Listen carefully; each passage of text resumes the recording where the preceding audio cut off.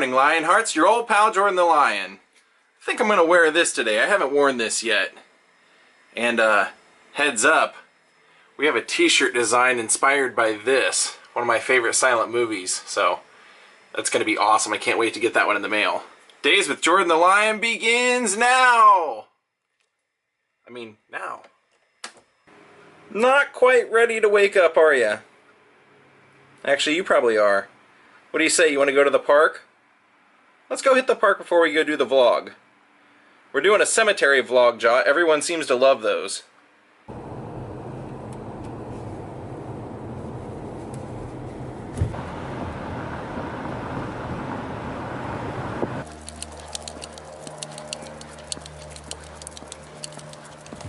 So the plan after Jot gets done playing is I'm going to head over to Hollywood Forever Cemetery and we're going to go check out one of the graves of someone who made his name mainly probably off of his voice the most, and it wasn't even a voice that he particularly liked doing, but he became famous for that voice and for speaking into a telephone shoe.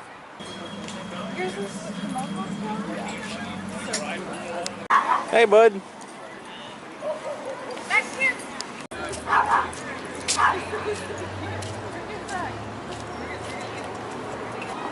Well, he's had a good day of playing, so we'll probably head out of here in a few.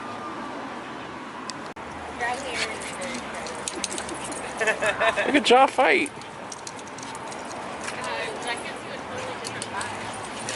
So part of the reason I wanted to get up and do this kind of early today is because I'm invited to a Christmas party in the early evening, and it's all the way in Long Beach, so wanted to go and do some vlogging a little bit early.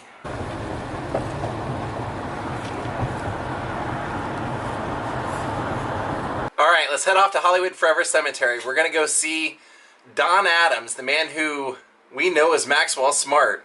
A character that they said they basically crossed 007 James Bond with the Pink Panther to create. Let's go.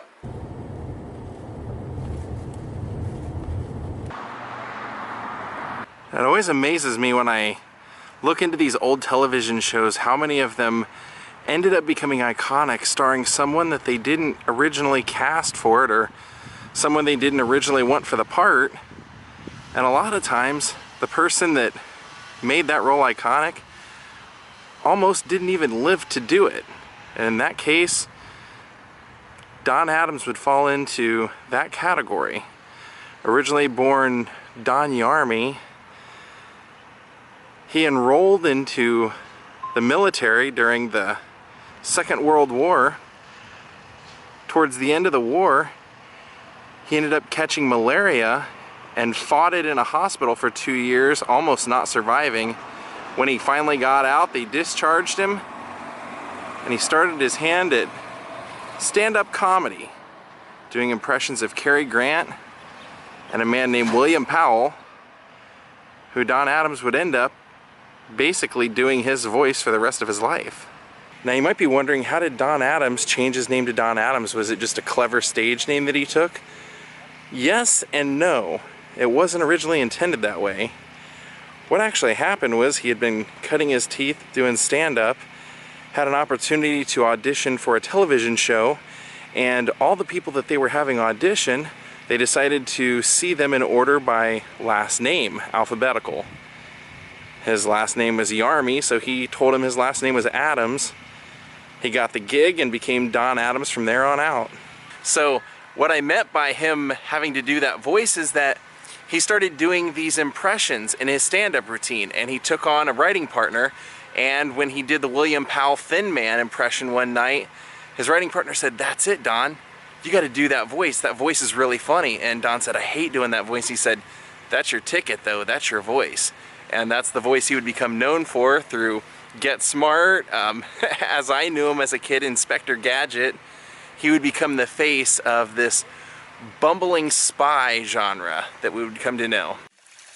Now, Don Adams didn't even get his break until 1965. He would be 41 years old before they would come up with the idea for Maxwell Smart, and it wasn't even offered to him first.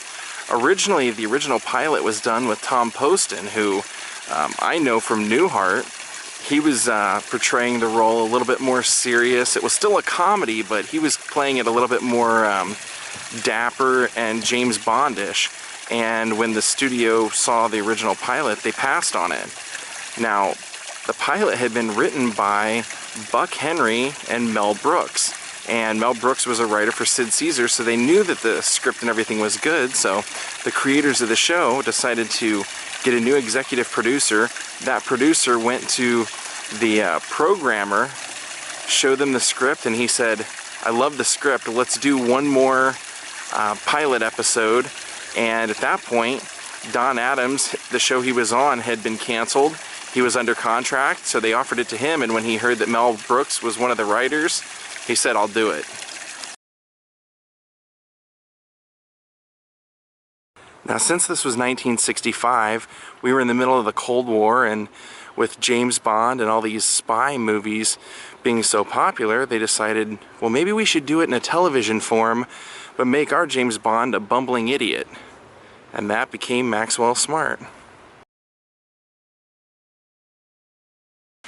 Now, Get Smart just did everything right. They had a great cast. They had a beautiful bombshell as his partner, Agent 99, and Maxwell Smart would be Agent 86. They had a great bunch of writers, great producers, great everything. They had a laughing track. They had these ridiculous scenarios, and Don Adams actually made, he said, the best business decision of his life when he got offered this part. They said, you can either take a larger salary or a part of the show. And he said, what's the difference? And they said, well, you can either take $12,000 a week, or you can take $4,000 a week and a chunk of the action as far as owning part of the show. And so he said, I went for the smaller salary, and it was the best thing I ever did. Now, the headstone that Don Adams has out here isn't even the original headstone. Well, here it is. The final resting place of Don Adams, Don Yarmy. Veteran, comedian, poet, philosopher, actor, movie buff. He even said he skipped so much school when he was a kid that the truant officer always knew where to find him. He said up on the second balcony of the 42nd Street Theater, watching movies. There's a classic Maxwell Smart, Would You Believe? He always had those really great comedic lines. There's Navy accommodation, Navy symbol right up there. Now, I came out here in 2005 shortly after he passed away, and I think it was for Dia de los Muertos, and you can tell that that would have been about a month after he passed, and there was a different headstone. It was actually a bust, pretty much just like that. It was a bust of him with the phone and everything up to his ear, and I understand that they either had problems or they foresaw that they would have problems, so his wife had it removed and they put this here instead.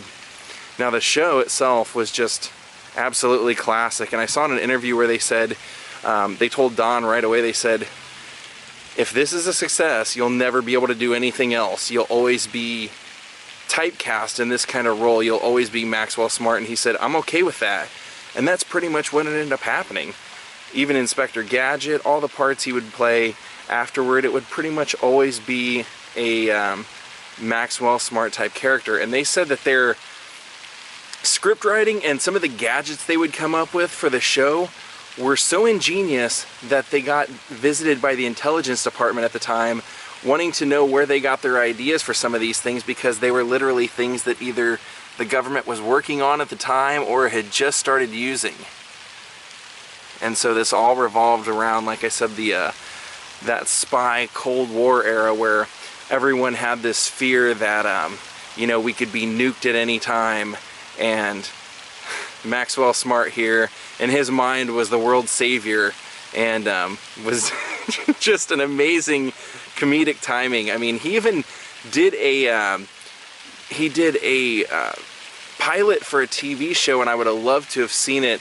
But you know, the things are the way they are. He was probably always meant to be Maxwell Smart, but the pilot for the show was it was a variety show co-hosted by Don Rickles, so it was going to be the two Dons doing this show together, and yeah, it just never took off, but thankfully they both got their shot at stardom and are remembered for being great comedic actors of their day and comedians of their day.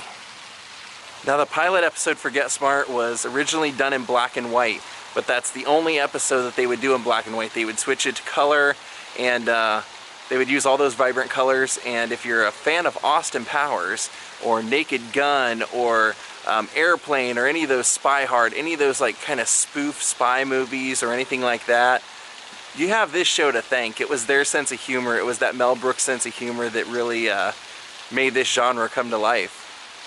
Now, here on his tombstone it says beloved husband, father, and grandfather. I believe he was married 3 times. Proudly served his country during World War II in the United States Marine Corps. Comedian, poet, philosopher, movie buff, and never late for post time. A tough but sensitive man with a sentimental heart and a passionate soul.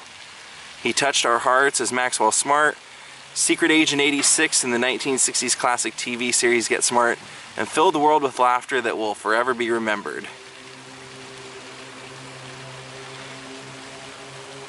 One of my other favorite things about that show was Agent 99 was always in love with Maxwell Smart, and every time you thought they were right on the verge of getting together, you'd be reminded that he had no clue. He was so business, he was so into his job that he just never even noticed that she was a woman. I mean, to him it was just like a regular old partner.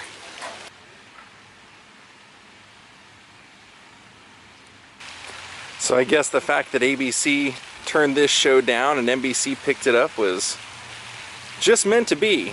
Don Adams won several Emmy Awards for this, I believe 7 for this show. And it's kicked off a genre. They ended up having, like I said, many movies, but there were also TV shows like The Man from U.N.C.L.E. and things like that. Maybe it's my morbid sense of humor, but I was just looking at this thinking, well, it's probably in better taste that they used Would You Believe down here at the bottom rather than his other one. Whenever they would tell him he was in danger or certain doom, he would always say, "and loving it." So, yeah, I don't know if it would have been funny. It would have been a interesting sense of humor. Resting in peace and loving it. Well, that's going to do it for us here at Hollywood Forever Cemetery. Well, I just got home and got my new copy of Mad Magazine in the mail. Look at the back. Look at the Dr. Demento stuff. He's selling these, I think it's his merch company. It's called Demented Punk. And they got his face up there, but look, they have these like novelty shirts of like, that's like the Cramps, but it's actually William Shatner. The Ramones. Nice. Alright guys, I'm about ready to head out to Long Beach for the Christmas party. Now let me tell you who's throwing this Christmas party and kind of why I wanted to go and why I'm so honored to go. If you remember about a year ago, those of you who've been with me for a while, you remember I had hired a woman to take my 8x10 headshots for my acting auditions and stuff. And a long time went by and she never sent me the finished photos. So I basically ended up losing all that money that I had put in, and I didn't have much money to begin with, so I was kind of screwed. So I had been on Facebook following this other photographer. I was a fan of his work, and I just never thought I could afford his prices or anything. So he saw that had happened on my channel and said, hey, if you ever want some photos, you know, hit me up and I'll cut you a good deal. So I hit him up and he did cut me a really good deal. It was about probably half of what she was charging, I think, or something like that. And then when I went there to take the headshots, he said, oh, I've actually been checking out your vlogs. I've never really watched vlogging before. I really like what you're up to.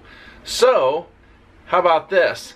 And he ends up cutting me an even better deal. I think he cut his price even then in half again and said, I just like what you're doing. I think it's pretty cool. So I saw you're going to be taking a trip in a month. I thought maybe that'll help save you some money. So he did that just out of the goodness of his heart. Now, when I met him, he was a pretty big guy.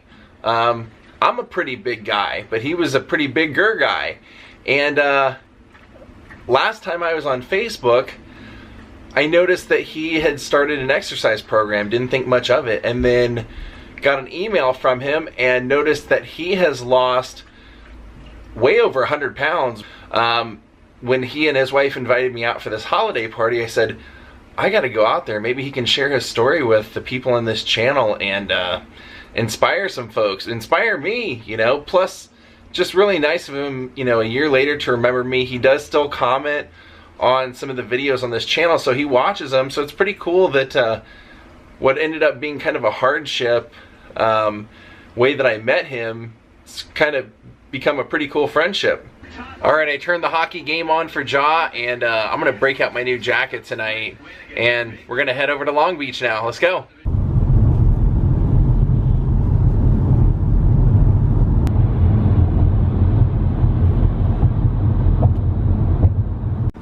Take a look at some of the Christmas decorations around here.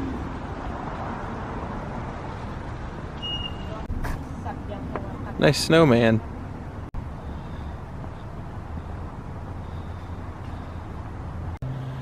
Look at Mrs. Claus and Rudolph over here.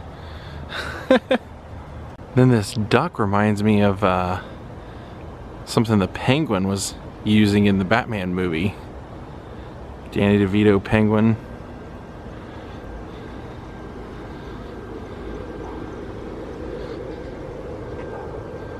Wow, check this out. Got some skewers on the grill.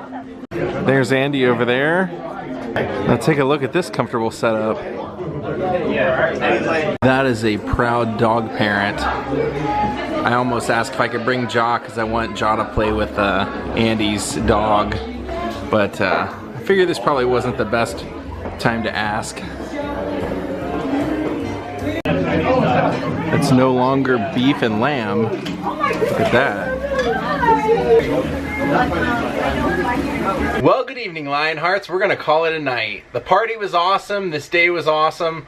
Come back and see me tomorrow. We'll do something. I don't know what we'll do, but we'll do something. Actually, I do know what we're gonna do. It's gonna be a night vlog. Come back and see me tomorrow. I hope you guys enjoyed this, and we'll have fun again then. Till tomorrow, have a great night, everyone. Goodbye.